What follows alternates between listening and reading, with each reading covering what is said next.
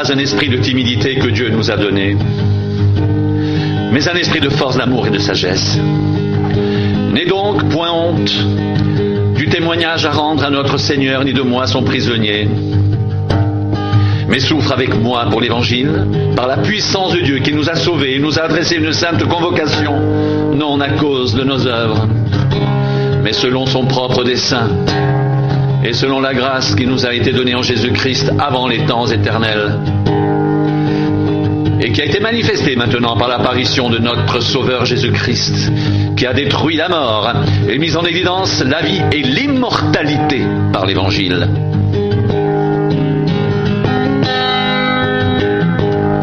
C'est pour cet Évangile que j'ai été établi prédicateur et apôtre, chargé d'instruire les païens. Et c'est à cause de cela que je souffre ces choses.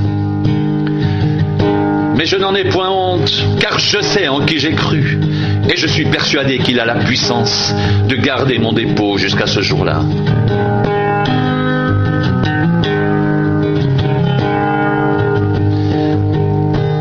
Retiens dans la foi et dans l'amour qui est en Jésus-Christ le modèle des saines paroles que tu as reçues de moi. Garde le bon dépôt par le Saint-Esprit qui habite en nous.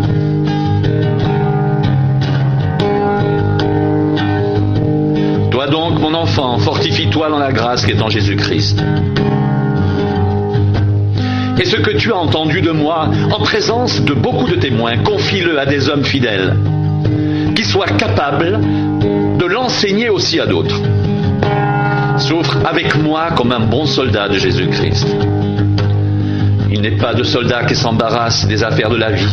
S'il veut plaire à celui qui l'a enrôlé, et l'athlète n'est pas couronné s'il n'a pas combattu suivant les règles.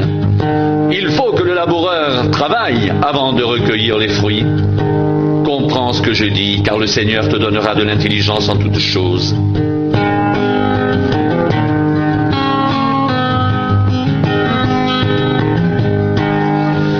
Souviens-toi de Jésus-Christ, issu de la postérité de David, ressuscité des morts selon mon évangile, pour lequel je souffre jusqu'à être lié comme un malfaiteur. Mais la parole de Dieu n'est pas liée. C'est pourquoi je supporte tout à cause des élus, afin qu'eux aussi obtiennent le salut qui est en Jésus-Christ, avec la gloire éternelle. Cette parole est certaine. Si nous sommes morts avec lui, nous vivrons aussi avec lui. Si nous persévérons, nous régnerons aussi avec lui. Si nous le renions, lui aussi nous reniera. Si nous sommes infidèles, il demeure fidèle, car il ne peut se renier lui-même.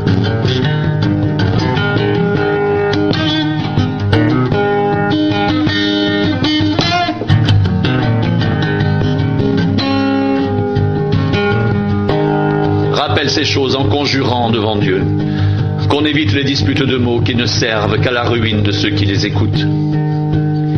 Efforce-toi de te présenter devant Dieu comme un homme éprouvé, un ouvrier qui n'a point à rougir, qui dispense droitement la parole de la vérité.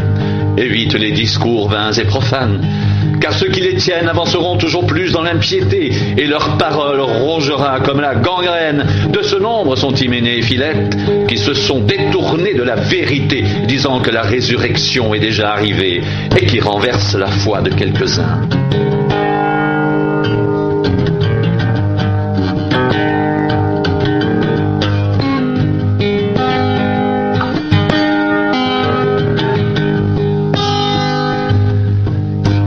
Néanmoins, le solide fondement de Dieu reste debout.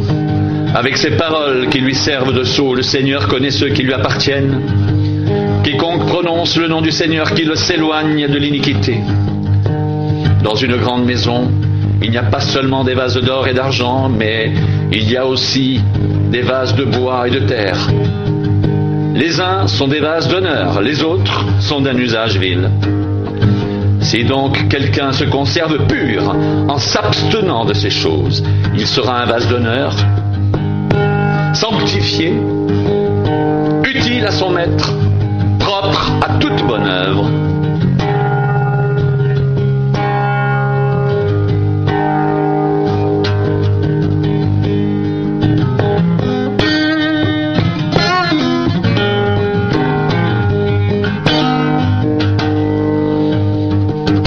Ce n'est pas un esprit de timidité que Dieu nous a donné, mais un esprit de force, d'amour et de sagesse. N'aie donc point honte du témoignage à rendre à notre Seigneur, ni de moi son prisonnier, mais souffre avec moi pour l'Évangile, par la puissance de Dieu qui nous a sauvés et nous a adressé une saine vocation, non à cause de nos œuvres, mais selon son propre dessein et selon la grâce qui nous a été donnée en Jésus-Christ, avant les temps éternels, et qui a été manifestée maintenant par l'apparition de notre Sauveur Jésus-Christ, qui a détruit la mort et mis en évidence la vie et l'immortalité par l'Évangile.